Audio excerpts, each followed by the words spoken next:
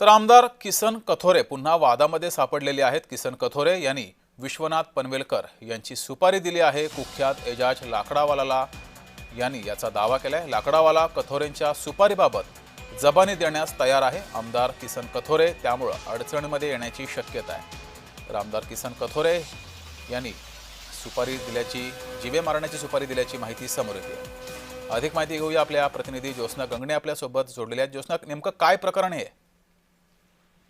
आपण बघतोय की हे प्रकरण जे आहे ते अंबरनाथमध्ये प्रसिद्ध बांधकाम व्यावसायिक विश्वनाथ पनवेलकर यांच्या घरावर दिवसाढवळ्या एक गोळीबार झाला होता आणि ही घटना जी आहे ती 2025 मध्ये घडली होती।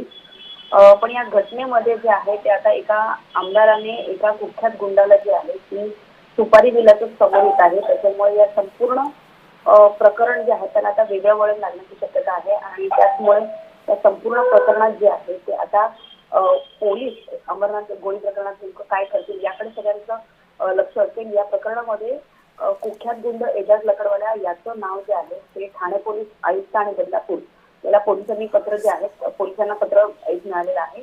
आणि या प्रकरणामध्ये सर्वात महत्त्वाचं म्हणजे की दुचाकीवरून 2 अज्ञात लोकांनी या घरावरती गोळीबार केला होता आणि आता हे संपूर्ण प्रकरण ज्यावेळेस समोर आलेलं आहे त्यावेळेस आता हे याचं कनेक्शन जे आहे ते राजकीय सुद्धा असल्याचं समोर येत आहे आणि त्याच्यामुळे विश्वनाथ पनवेलकर यांनी भाजप आमदार किसन कथोरे यांच्यावरती सर्वात पहिल्यांदा आरोप केले होते आणि आता तशा प्रकारचे पुरावे जे आहेत ते पोलिसांच्या हाती लागलेले आहेत। त्याच्यामुळे हे प्रकरण आता कुठपर्यंत वळण घेईल आणि याच्यामध्ये कोणकोणत्या बड्या नेत्यांची नावं पुढे हे बघावं लागेल। ठीक आहे ज्योत्स्ना, धन्यवाद दिलेल्या माहितीबद्दल।